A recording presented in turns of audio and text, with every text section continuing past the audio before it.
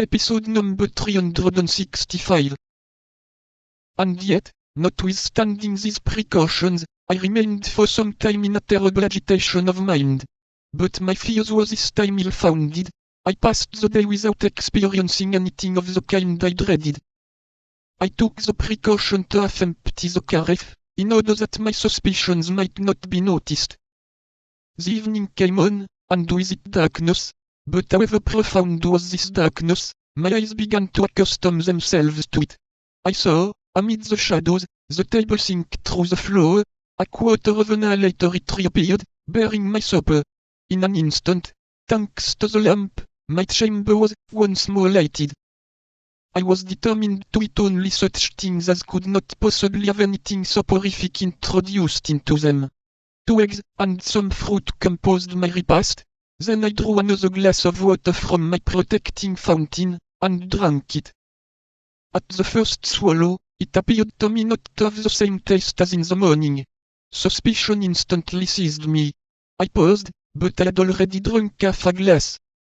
I threw the rest away with horror, and waited, with the dew of fear upon my brow. No doubt some invisible witness had seen me draw the water from that fountain, and had taken advantage of my confidence in it, the better to assure my ruin, so coolly resolved upon, so cruelly pursued.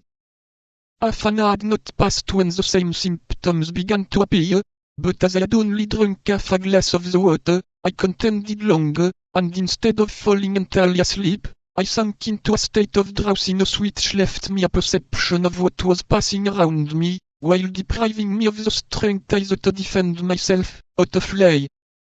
I dragged myself towards the bed, to seek the only defense I had left, my saving knife, but I could not reach the bolster. I sank on my knees, my hands clasped round one of the bedposts. Then I felt that I was lost. Felton became frightfully pale, and a convulsive tremor crept through his whole body. And what was most frightful, continued Milady, her voice altered, as if she still experienced the same agony as at that awful minute, was that at this time I retained a consciousness of the danger that threatened me, was that my soul, if I may say so, waked in my sleeping body, was that I saw, that I heard.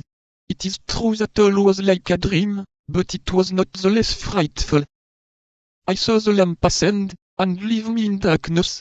Then I heard the well-known creaking of the door, although I had heard that door open, but twice. I felt instinctively that someone approached me.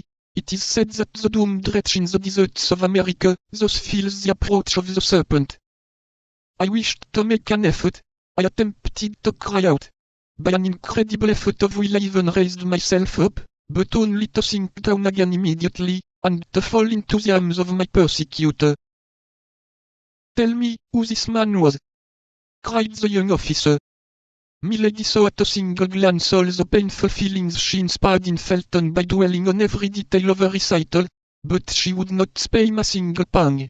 The more profoundly she wounded his heart, the more certainly he would avenge her.